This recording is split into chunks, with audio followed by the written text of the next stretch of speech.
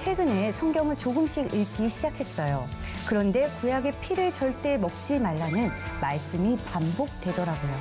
요즘에 스테이크도 레어로 먹고 선지도 먹는데 왜 피를 먹지 말라고 그렇게 강하게 말씀하신 건가요? 요즘 뉴스를 보면 폭력 사건이나 전쟁 이야기들이 너무 많잖아요. 전쟁이나 폭력은 때론 필요할 때도 있는 것 같은데 하나님은 왜 그렇게까지 피 흘리는 일을 싫어하시는 걸까요? 왜 하나님은 그렇게까지 피를 금하셨을까요? 단순한 율법일까요? 아니면 더 깊은 뜻이 있을까요? 더 궁금, 오늘 이 시간에는 그 명령 속에 담긴 하나님의 마음과 또 생명에 대한 시선을 함께 나눠보려고 합니다.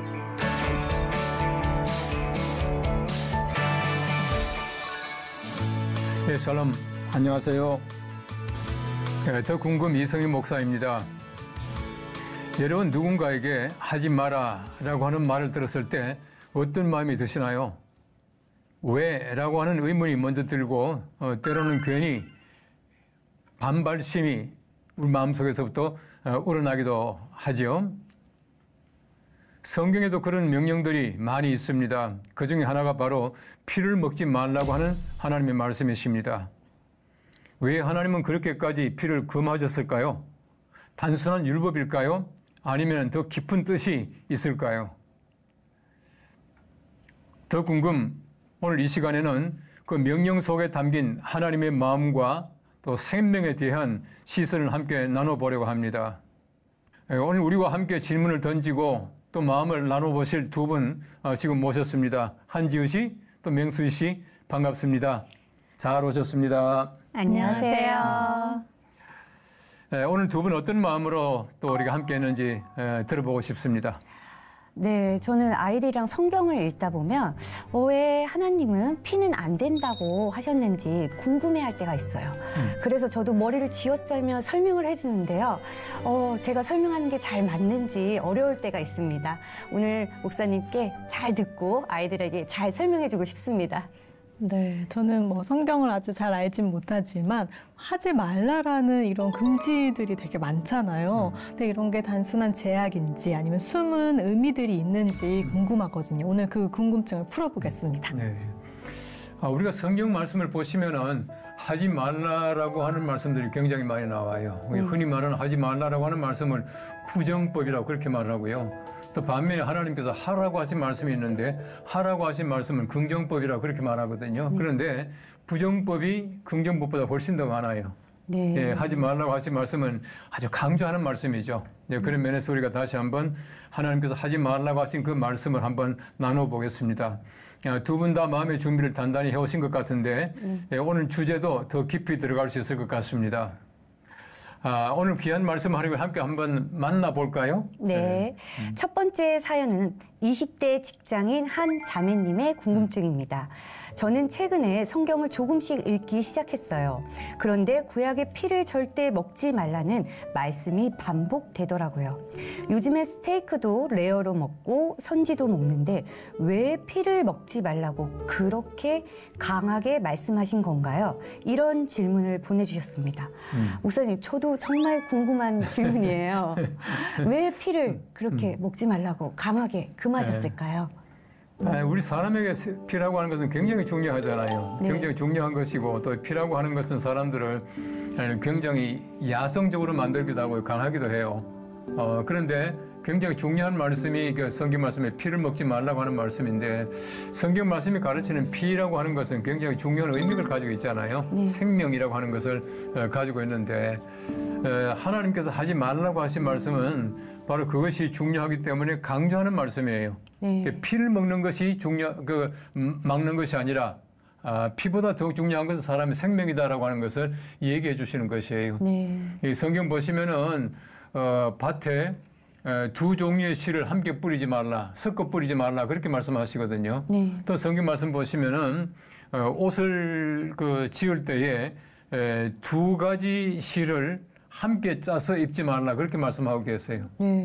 참 이 별난 말씀이잖아요. 그래서 어떤 분은 그런 말씀하더라고요. 우리 사람들이 양복을 입을 때 거기에 순방, 순모, 순모만 입어야 된다. 혼방 입으면 안 된다. 이런 사람이 있거든요. 근데 그건 아니거든요.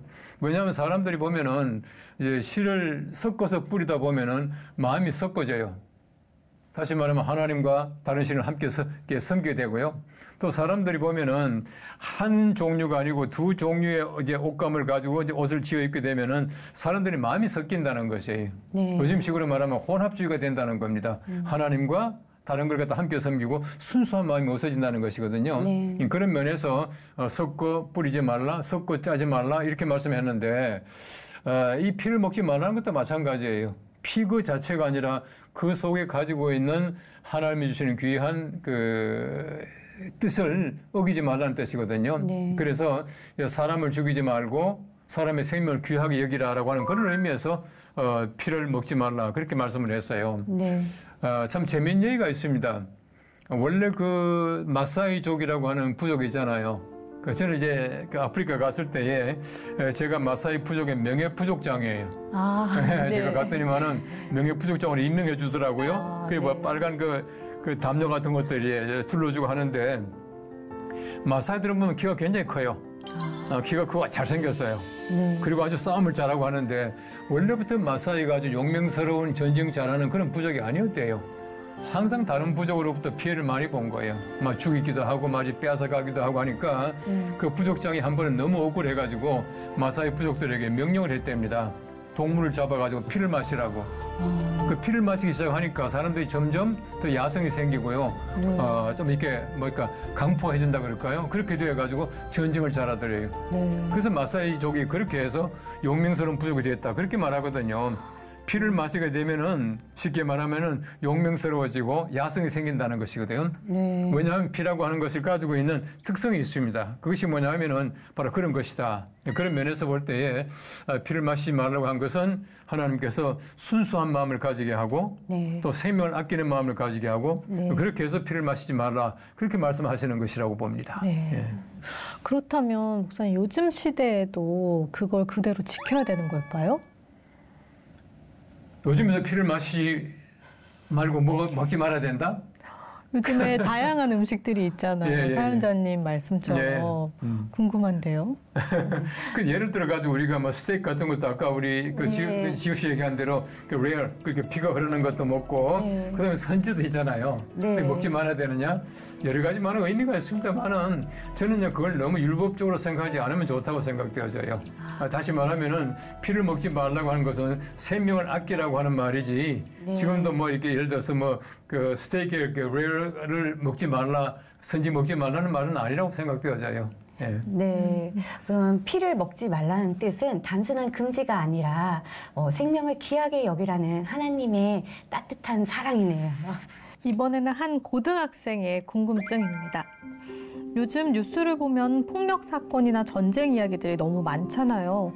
전쟁이나 폭력은 때론 필요할 때도 있는 것 같은데 하나님은 왜 그렇게까지 피 흘리는 일을 싫어하시는 걸까요? 그냥 나쁜 일이기 때문일까요? 아니면 더 깊은 이유가 있는 걸까요? 라고 질문을 주셨습니다. 네, 이것도 이제 비슷한 얘기인데요. 이스라엘 사람들이 가지고 있는 그 소위 말하는 그들의 관념 속에 보면은 피라고 하는 것은 하나님의 생명의 운반선이라 그랬어요. 운반선, 그 vehicle, 네. 그 자동차처럼 그 생명을 갖다 하나님 운반하시는 것이 피다 생각했거든요. 그렇기 때문에 하나님께서는 피를 흘리지 말라 말씀하셨고 또 특별한 경우에 하나님께서는 보면은 뭐 피를 흘리기까지 하셨는데 아주 특별한 예외예요. 그리고 우리가 하나님께서 원하시는 것은 뭐냐면은 절대로 피를 흘리지 말라 이제 그렇게 말씀하시거든요. 피 흘리는 그 자체가 절대 그 좋은 건 아니에요. 네. 피를 보면서 쾌감을 느꼈다라고 하는 것은 그거는 제가 볼 때는 좀 범죄 심리고 이상한 거거든요. 네. 예, 흔히 우리가 말하기를 예를 들어 가지고 이제 이익을 위해서 다른 사람을 갖다가 이제 폭력을 행사하거나 피를 흘리게 하는 이제 그런 그 경우를 흔히 요즘에는 그 사이코패스란 말을 많이 하잖아요. 네. 이 사이코패스보다 더 이제 좀 심한 거는 뭐냐면요. 예를 들어서 그 때려주고 피 흘린 거 보면 아주 쾌감을 느끼고 심지어는 말에 피를 빨아먹었다. 또 심지어는 뭐 인육을 먹었다. 이런 말이 나오거든요. 네. 이제 그런 사람들을 소위 말하는 그 사디스트, 예, 뭐 세리스트 그렇게 말합니다만은 이건 뭐냐면은 피를 흘림으로 말미암아 쾌감을 느끼는 사람들이 있어요. 이건 제가 볼 때는 비정상이거든요. 네. 예, 그렇게 하면 안 된다 그렇게 말씀하시고 우리가 뭐 영화나 소설 같은 데 보면은 그 뱀파이어, 뭐 드라큘라가 있지 않습니까? 네. 드라큘라들은 흡혈귀 그렇게 말하죠. 흡혈귀, 네. 그 피를 빨아먹는 귀신 그렇게 말하잖아요. 네. 그런데 우리가 흡혈 천사 보셨어요? 흡혈 천사는 없잖아요. 네. 그러니까 말하자면은 피를 빨아먹는다, 피를 뭐 흘리는 걸 좋아한다라고 하는 것은 나쁜 일이지. 귀신의 역할이지 네. 천사 역할은 아니잖아요. 네. 그런 면에서 볼 때 우리가 피를 흘린다, 또 피를 흘리게 만든다, 폭력을 행사한다라고 하는 것은 우리 좋은 일이 아니라 나쁜 일이라는 걸 금방 알 수가 있잖아요. 이제 그런 면에서 하나님께서는 피를 흘리지 말라 말씀하셨고, 또 성경 말씀에 보시면은 내 하나님 여호와께서 내게 기업으로 주시는 땅에서 무지한 피를, 무고한 피를 흘리지 말라 그렇게 말씀하셨어요. 네. 그러니까 하나님께서는 피 흘리는 것을 절대로 좋아하지 않으셨다 하는 것을 알 수 있거든요. 네. 그것이 바로 하나님의 뜻이고 또 우리에 대한 하나님의 명령이다 볼 수 있어요. 네. 하지만 목사님, 성경에는 전쟁도 많고 또 전쟁을 하라고 명하신 적도 있잖아요. 이건 또 어떻게 봐야 할까요? 성경 보시면 하나님께서 죽이라고 하는 명령도 하세요. 네. 예? 그래서 어떤 사람들은 하나님이 죽이라, 어떤 사람은 죽이라 했기 때문에 하나님께서는 살인을 명하셨다. 하나님은 살인을 좋아하신다. 이렇게 말하는데 전혀 아니에요. 왜냐하면 하나님께서는요, 무고한 사람에게 좋은 일에 죽이라고 말씀 안 하셔. 네. 예를 들어가지고, 저 사람 너무 예쁘니까 죽여라. 너무 착한 사람 죽여라. 이렇게 말씀하지 않거든요. 네. 하나님이 죽이라고 하는 사람들은 보면 전부 다가 하나님께서 명령하시는, 또 우리가 사람과 사람 사이에서 인륜을 배반한 사람을 죽이라고 말씀하셔요. 네. 성경 보시면은 부모를 거역하는 자는 반드시 죽이라. 그렇게 말씀하셔요. 하나님께서 예를 들어 부모를 잘 공경하는 사람들도 죽이라 이렇게 말씀하지 않거든요. 나쁜 일을 죽이라고 말씀하셔요. 이 말은 무슨 말이냐 하면은 하나님께서 말을 예를 들어 가지고 남자가 남자와 더불어 부끄러운 일을 한다. 이게 동성애거든요. 네. 여자가 여자와 더불어서 부끄러운 일을 한다. 이런 사람을 반드시 돌로 치라 그렇게 말씀하셔요. 네. 동성애자들은 돌로 치라. 그다음 보시면은 동물과 교접하는 자는 반드시 죽일지니라 이렇게 말하고 있거든요. 네. 왜 그렇게 말씀하시냐 하면은 이거는 꿈도 꾸지 말라는 얘기예요. 절대 하면 안 된다는 얘기입니다. 네. 부모 거역하는 거 이거는요 절대 나쁜 일이고요. 네. 동성애나 수관이나 이런 모든 것들은 너무너무 하나님이 싫어하시는 일이요. 네. 그렇기 때문에 하나님께서 예방하시는 겁니다. 네. 꿈도 꾸지 말라는 얘기예요. 너무너무 나쁜 일이다. 라고 하는 것을 알게 하기 위해서 죽이라고 말씀하셨지 하나님께서 죽이는 걸 즐겨하시는 분은 절대 아니에요. 네. 전쟁도 마찬가지입니다. 이 전쟁이라고 하는 것은 하나님께서 하나님의 백성들을 보호하시고 또 하나님께서 하나님의 백성들을 구원하시기 위한 수단으로 전쟁할 때에 원수들을 죽이라고 말했지 우리 편 죽이라?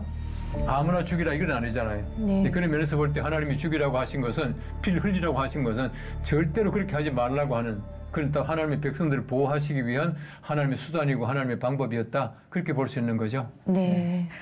그렇다면 하나님께서는 사형제도를 찬성하시는 쪽이라고 봐도 될까요? 하나님께서는 사형 제도를 찬성하시는 것은 아니에요. 제가 말씀드린 대로 하나님은 죽이라고 하신 것은 죽이는 그것이 목적이 아니라 절대 하지 말라는 얘기거든요. 네. 절대 이건 금지한다, 좋지 못하다 하는 강조이지 하나님께서 이 사형법을 찬성하시는 것은 아니에요. 네. 저는 개인적으로 저는 사형 제도를 반대해요. 네. 예. 어떤 사람이 아무리 잘못했다고 하더라도 그 사람을 죽일 수 있는 권리는 인간에게는 없다고 봐요. 네. 네, 다음은 30대 중반의 한 자매님이 실제 성찬식을 경험하면서 생긴 궁금증입니다. 성찬식 때마다 포도주가 예수님의 피를 의미한다고 하잖아요. 그런데 구약에선 피를 금하셨다고 들었는데 왜 예수님은 제자들에게 이것은 나의 피다라고 하시면서 마시게 하신 걸까요? 이건 구약의 금지 명령과 모순된 건 아닌가요? 이런 질문을 보내주셨습니다. 예. 이것도 참 재밌는 질문인데 구약과 모순되는 건 전혀 아니에요. 왜 전혀 아니냐 하면은 제가 말씀드린 대로 예수님께서 피를 공급하셨다, 주셨다라고 하는 것은 예수님께서 피를 주신 것이 아니라 생명을 주신다라고 하는 예수님이 하나의 상징이었었어요. 네. 예를 들어 우리가 지금 성찬식 할 때에 포도주 마셨다고 해가지고 이게 피가 되겠습니까? 피는 아니거든요. 포도주를 마시지만은 그러나 그 속에 예수님께서 예수님의 그 포도주를 주시면서 이것은 언약의 피다라고 하는 것을 우리가 상징하는 것이에요. 기념하는 것이거든요. 네. 그런 면에서 볼 때에 예수님께서 피다라고 주신 것은 예수님이 생명을 주셨다는 거예요. 네. 예수님께서 새로운 언약에 생명을 공급하셨다라는 뜻입니다. 네. 그래서 우리가 성찬 때 우리가 잔을 마시면서 예수님을 기념한다라고 하는 것은 이 잔이, 이 피가, 그 예수님의 생명이 내 속에 들어감으로 말미암아 내가 예수 그리스도의 새로운 생명으로 산다라고 하는 것을 네. 우리가 생각하면서 이 포도주를 마시는 것이에요. 그래서 피를 마시는 것이 아니라 예수님 생명을, 새로운 생명, 그 네. 구원받은 생명을 공급받는 것이죠. 네. 그럼 성찬식에서 예수님의 피를 상징적으로 마시는 건 괜찮은 거네요. 물론이죠. 그리고 우리가 그걸 상징적으로 기념한 건 굉장히 중요해요. 내가 포도주를 마시면서 내 포도주 마셨다 이것이 아니고 예수님께서 주신 예수님의 언약의 피, 새로운 언약의 피라 그랬잖아요. 네. 새로운 약속의 피를 주심으로 말미암아 내가 예수님의 새로운 생명 공급받았구나라고 하는 것을 항상 우리 마음속에 새기면서 느끼면서 마시는 건 굉장히 중요하고 그냥 옳은 일이죠. 네. 성찬이 단순한 의식이 아니라 예수님의 생명을 받아들이는 그런 중요한 자리라는 걸 다시금 깨닫게 되었습니다. 네, 다음은 20대 후반 형제님이 보내주신 질문입니다.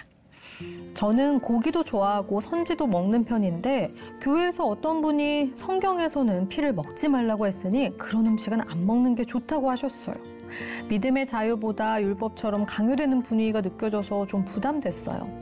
피나 고기를 먹는 것이 정말 자유일까? 아니면 조심해야 할 선일까? 헷갈릴 때가 많아요. 이렇게 사연을 보내주셨습니다. 피나 고기를 먹는 것도 결국 자유라면 그 자유를 어디까지 누려도 될지, 그리고 그 판단은 어떻게 하면 될지 너무 궁금하네요. 이 바울도 똑같은 고민을 가졌거든요. 그 바울이 그 고린도서, 그 고린도 교회 보낸 편지에 보면은 고기에 대한 문제, 또 포도주에 대한 문제 이런 문제가 나오거든요. 네. 나오는데 잘 보시면은 우리 자유라고 하는 걸 금방 알 수가 있어요. 그것이 뭐냐면은 자유라고 하는 것은 다른 사람들에게 거리낌이 없어야 돼요. 내가 자유함으로 말미암아 다른 사람이 방해를 받는 것은 아니잖아요. 그죠? 네. 그래서 왜 바울이 고린도 교회에 그렇게 했냐 하면은요. 그 당시에 고린도라고 하는 환경, 이 고린도 우리가 시라고 하는 데는 보면은 굉장히 신전이 많았어요. 네. 이방 신전, 그 신들을 섬기는 신전들이 많았는데 제게 보면 그 신전에서 제사를 섬길 때 보면은 고기를 갖다 놓잖아요. 네. 그 고기를 갖다 놓는데 그 고기를 가지고 쉽게 말하면 이방 신에게 제사를 드려요. 네. 그 다음에는 그 고기를 어떻게 하느냐 하면 먹기도 하고 시장 가서 팔아요. 시장 가서. 그래서 그 당시 고린도 시장에서는 파는 고기들이 거의 대부분이 다가 신전에서 제사를 드리고 남은 그런 음식이었대요. 네. 고기였대요. 우리가 왜 제사 드리고 나면은 그 가족들끼리 같이 함께 나누는 그런 관습이 있지 않습니까? 네. 마찬가지였었어요. 근데 그러다 보니까 이제 시장에서 파는 고기들은 거기다가 이거 이방 신전에게 드린 고기, 제사 드린 고기 이렇게 생각한다는 것이거든요. 네. 그렇기 때문에 사실은 보면 거리꼈다는 거예요. 그래서 바울은 말하기를 내가 고기도 먹지 않고 포도주도 마시지 아니하고 무엇이든지 그다음 보시면은 내 형제로 거리끼게 하는 일을 아니함이 좋다 그렇게 말하고 있어요. 형제에게 거리낌이 없다. 바울이 고기를 먹고 있어요. 다른 교인이 볼 때 세상에 그 이방 신전에게 드린 고기를 먹고 있네. 이렇게 말하면은 그는 그 사람에게 마음에 상처가 된다는 것이. 네. 그렇기 때문에 안 먹는 게 좋다는 겁니다. 내가 얼마든지 자유할 수 있지만은 다른 사람에게 방해가 된다면 그건 자유가 아니잖아요. 네. 그건 방종이죠. 네. 내가 자유롭게 함으로 말미암아 다른 사람에게 방해가 된다면 그건 절대로 좋은 일이 아니다. 그렇게 볼 수가 있어요. 네. 지난번도 제가 잠깐 말씀드렸지만은 제가 예를 들어 포도주 한 잔 마신다고 해서 금방 우리가 이게 타락으로 곤두박질하는 건 아니잖아요. 네. 그러나 다른 사람들이 볼 때에 목사님이 포도주 마시네라고 말한다면은 안 마시는 게 좋다고 하는 것이거든요. 네. 그래서 이 바울이 그렇게 말하고 있습니다. 시장에서 파는 것은 묻지 말고 먹으라. 또 그렇게 말을 해요. 그 말은 무슨 말이냐면은 시장에서 팔지만은 그 이방신에게 드린 그 제사 용품이지만은 그러나 이것이 아무 거리낌이 없다. 네. 뭐냐면은 하나님 외에 신이 없잖아요. 네. 그렇기 때문에 바울은 얼마든지 먹어도 괜찮지만은 형제들에게 거리낀다면 내가 먹지 않겠다 이 말이거든요. 마찬가지입니다. 그런데 목사님, 그건 안 돼. 그건 이렇게 하면 안 돼. 라는 이런 기준들이 오히려 공동체 안에선 율법주의로 흐르지 않을까요?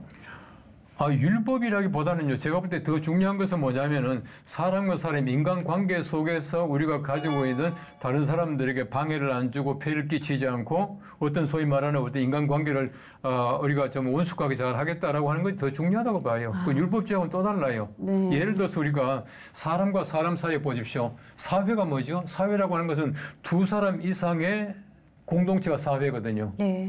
사람은 태어나면서부터 사회적인 동물이잖아요. 네. 그렇기 때문에 우리 사실은 보면은 우리 사람들이 세상에 살아가면서 사람과 사람 사이에 지켜야 될 것이 굉장히 많이 있어요. 네. 말은 하지 않지만은 우리가 어떤 제도가 있고 어떤 법이 있고 윤리가 있고 다 있지 않습니까? 네. 우리 두 분 다 또 저도 마찬가지입니다만은 우리가 방송국에 올 때 운전하고 나오잖아요. 집에서 밖에 나왔다 하면은 도로교통법이 우리가 항상 제한되는 거예요. 네. 우리 속도를 지켜야 되고 신호 지켜야 되고 또 우리가 횡단보도에 사람 지나갈 때 기다려야 되고 왜 그렇게 합니까? 그건 하나의 사회적인 하나의 윤리거든요. 네. 그런 면에서 볼 때에 우리가 어떤 율법이라기보다도 우리가 서로가 어떤 배려하고요 사랑하는 관계 속에서 다른 사람이 싫어하는 것은 안 하는 것 이것이 저는 옳다고 봐요. 네. 그래서 많은 사람 가운데 한두 사람이라도 좋지 않게 본다면은 내가 아무리 좋아하지만은 내가 하지 않을 수 있는 것. 네. 내가 이제 배려해서 안 하는 것 이런 것들이야말로 제가 볼 때는 율법이라기보다도 그게 사랑이죠. 네. 제가 지난번도 말씀드렸지만 사랑이 율법의 완성이잖아요. 네. 그런 면에서 제가 우리 서로 사랑하고 배려하는 의미에서 안 하는 거지 율법주의 속에서 안 하는 것은 아니라고 봐요. 네. 제가요 오래전에 그런 질문을 받았어요. 어떤 분이 목사님이 이제 강단에 올라가서 다리 꼬고 앉아 있는 거를 어떻게 생각하십니까? 이제 그러는 거예요. 그 제가요 즉답을 했습니다. 뭐라 그랬냐 하면은 예를 들어서 제가 강단 위에 올라가 가지고 다리 이렇게 꼬고 앉아 있으면은 다른 사람들이 볼 때에 뭐 다른 사람들 보통 목사님도 그럴 수 있지 이런 분도 있지만 세상에 목사님이 강단 위에서 다리 꼬고 앉아 있네 이런 분들이 100명 중에 한두 사람 반드시 있어요. 네. 그렇잖아요. 네. 만일에 한두 사람이라도 목사님이 다리 꼬고 앉았네라고 말한다면 안 꼬는 게 옳아요. 왜냐하면 그 사람들에게 상처를 안 주고 거리낌이 없게 만들어주는 거거든요. 네. 그런데 제가 다리 꼬지 않고 이렇게 가만히 앉아 있어요. 어떤 분이 세상 우리 목사님이 다리도 안 꼬고 앉았네 이런 분은 없거든요. 네. 그냥 그 판단은 간단하잖아요. 네. 우리가 한두 사람이라도 마음속에 거리낌이 있고 상처를 준다면 안 하는 게 옳다는 것이죠. 이건 율법주의가 아니고 상대방에 대한 우리의 사랑의 배려이다. 그렇게 볼 수가 있어요. 네. 목사님 그러면 집에서 아무도 모르게 혼자 고기를 먹는 거는 어떻게 볼 수 있을까요? 많이 드십시오. 괜찮습니다. 그래서 네. 제가 말씀드리는 거는요. 우리 고기 먹고 포도주 마시고 이게 문제가 아니에요. 네. 더 중요한 것은 우리 고린도전서 10장 말씀해 보시면은 먹든지 마시든지 무엇을 하든지 하나님의 영광을 위해서 하라. 그렇게 네. 말하고 있어요. 하나님께 영광이 된다면 우리가 뭐든지 괜찮은데요. 우리 다른과 사람과의 관계 속에서는 우리가 언제든지 우리 사회 속에서는 윤리가 있고 또 사회 속에서는 여러 가지 많은 우리가 법과 제도가 있잖아요. 네. 그걸 어기지 말자는 거죠. 네. 네. 다음은요, 고등학생 딸을 둔 학부모님의 질문입니다. 목사님, 요즘 제 딸이 학교에서 친구들 사이에 따돌림이나 언어 폭력을 목격했다고 하더라고요. 그런데 문제는 그걸 보면서도 아무렇지 않게 넘기는 분위기였대요.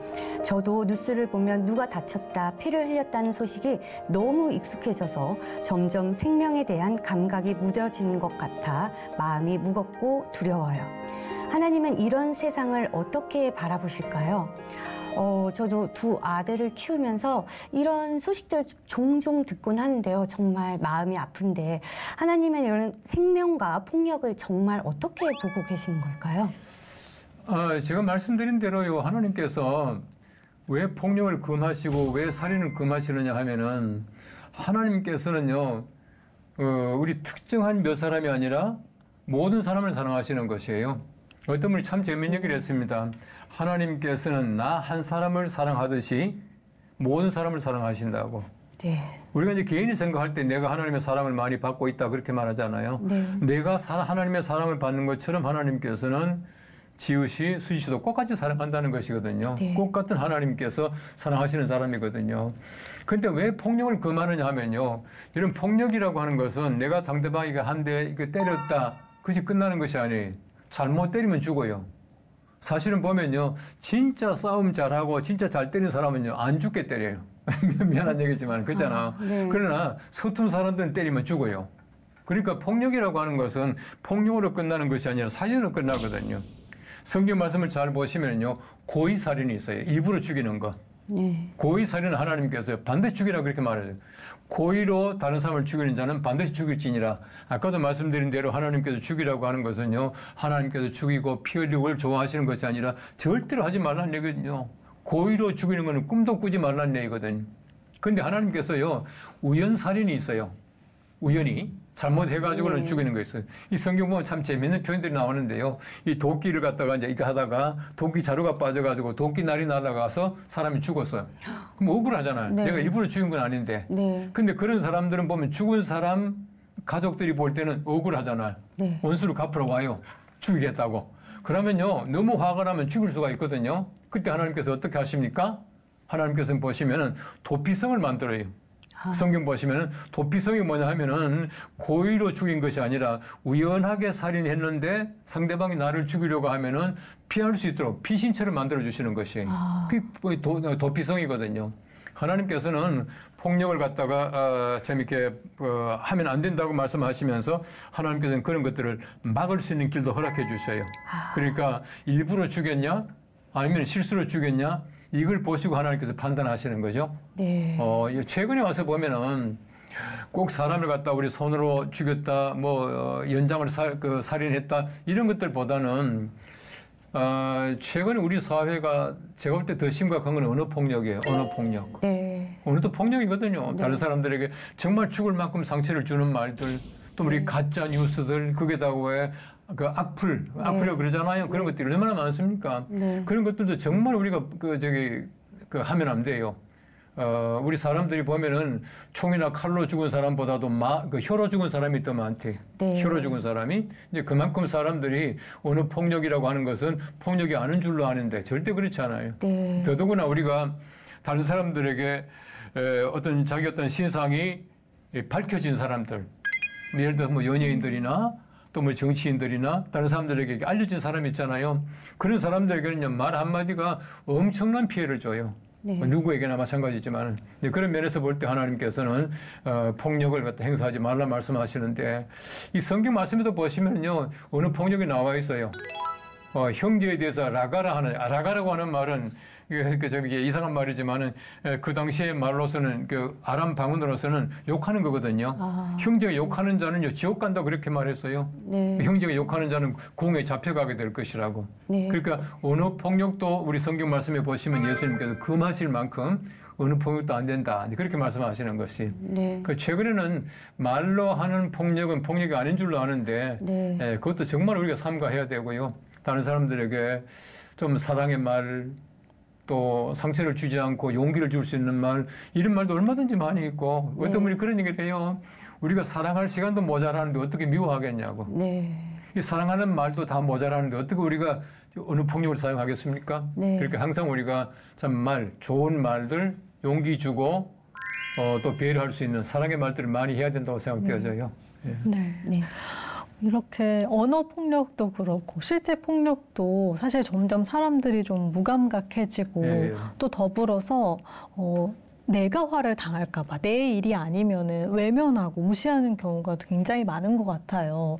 이런 현상 속에서 우리는 어떤 태도를 좀 가져야 될까요?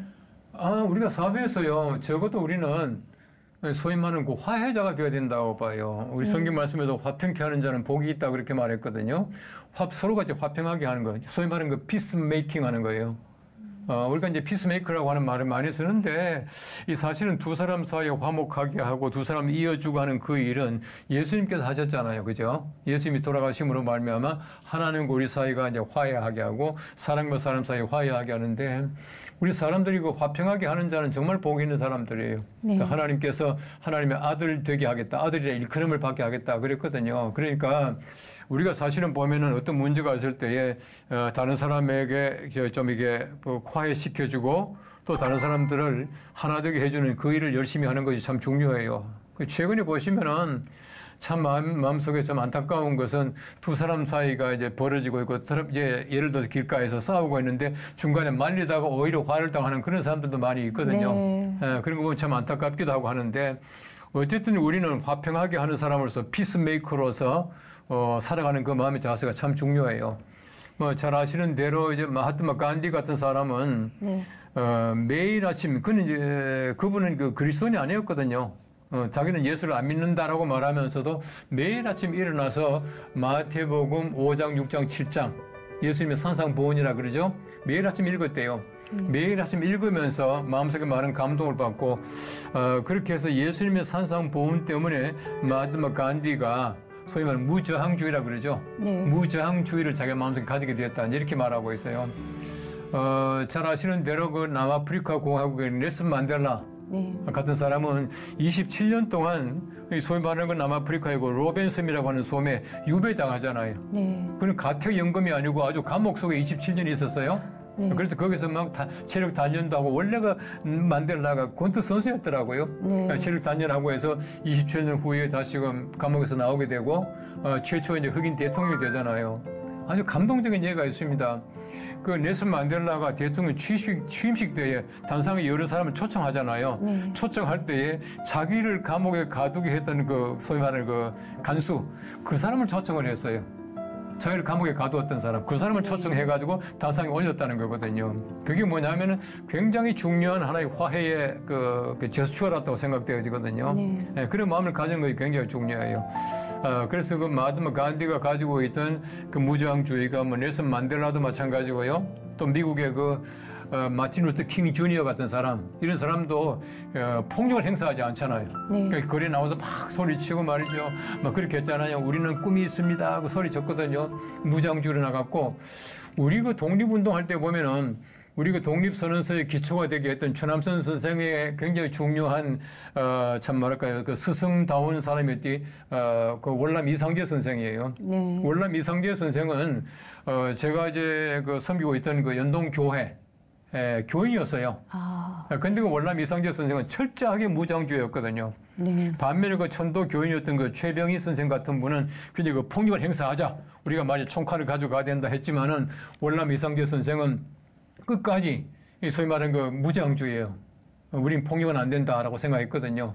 그렇게 해서 월남 이상재 선생이 결국은 참 굉장히 훌륭한 일을 많이 했죠. 제가 볼 때는 우리 폭력보다 더 중요한 것은 비폭력이에요. 네. 하나님께서 우리들에게 화평하게 하는 화해자로서의 소명을 주셨다. 그래서 우리 세상에 살아가면서 지금 여러 가지 많은 문제가 있지만은 정말 우리가 화해자로 우리 피스메이커로 살아가는 것이 굉장히 중요하다고 생각되어져요. 더 중요한 시대가 지금이고 앞으로의 시대라고 생각되어져요. 예. 자, 이제 지금부터는 우리 하나님 말씀에 담긴 진짜 의미를 찾아내는 더 궁금 OS 퀴즈니 다가왔습니다.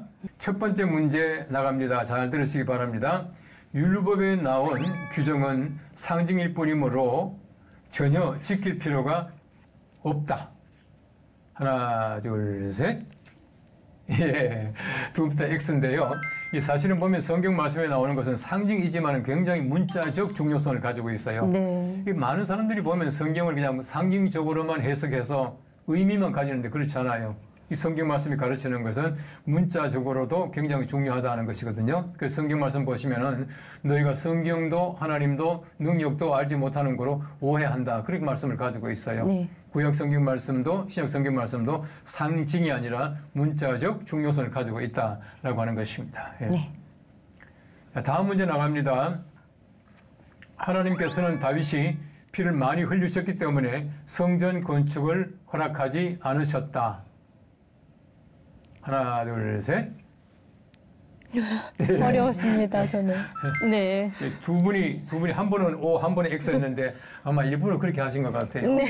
우리 성경 보시면 하나님께서 다윗에게 피를 너무 많이 흘리셨기 때문에 성전을 못 짓게 하셨어요. 네. 여러 가지 많은 의미가 있지만은 성전은 거룩한 곳인데 하나님께서 거룩한 성전을 짓는 사람이 너무나 많은 폭력을 행사했거든요. 어쨌든 우리가 다윗이 그냥 전쟁한 건 아니거든요. 하나님께 물어보고 전쟁하고 또 이스라엘 나라 평화를 위해서 전쟁했지만은 그럼에도 불구하고 하나님께서는 피를 많이 흘리신 것을 원치 아니하신다. 이것은 뭐냐면은 피의 중요성을 알게 하기 위해서 다윗이 솔로몬보다도 훨씬 더 훌륭한 왕이에요.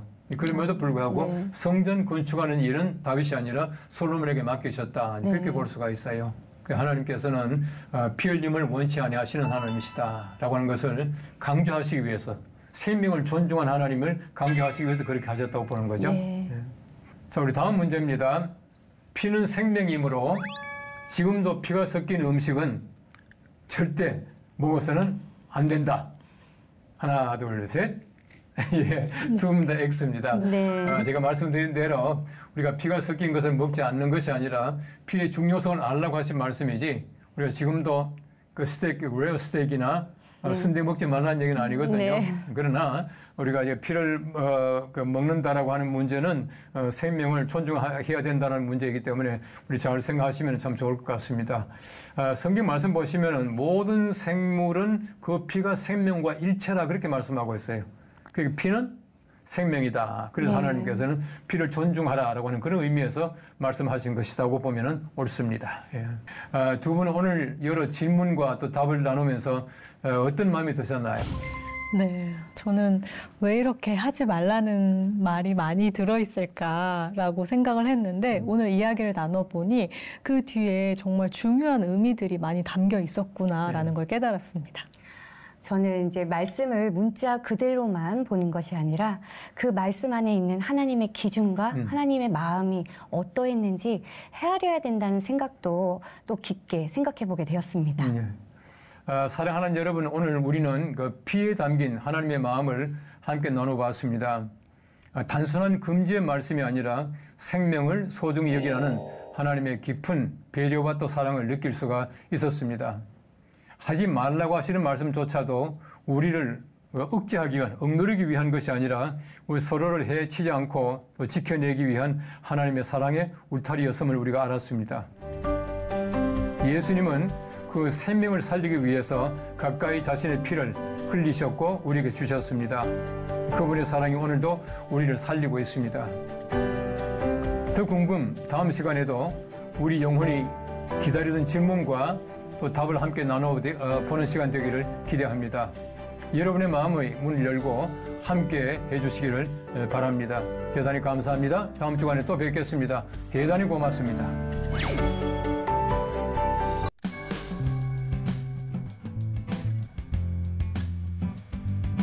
어린 아들이 잠들기 전마다 천국은 어떤 곳이에요? 라고 물어요. 저도 하나님 나라는 막연히 죽은 후에나 가는 곳이라 생각했거든요. 정말 하나님 나라는 죽어서만 가는 걸까요? 어릴 때는 천국은 착한 사람 가는 곳이라고 들었어요. 그런데 교회에서는 예수님을 믿어야 간다고 하니 헷갈리더라고요. 아무리 선하고 도덕적으로 살아도 예수님을 안 믿으면 못 가는 건가요? 여러분은 지금 어디에 살고 계십니까? 우리 모두는 지구상에 살고 있습니다. 그런데 어떤 분은 서울에서, 어떤 분은 부산 혹은 어떤 분들은 외국의 도시에서 살고 있을 수도 있겠죠. 그런데요, 성경은 우리가 하나님의 나라 안에 살고 있다고 말하고 있습니다. 더 궁금, 오늘 우리는 그 하나님의 나라에 대해서 이야기하려고 합니다.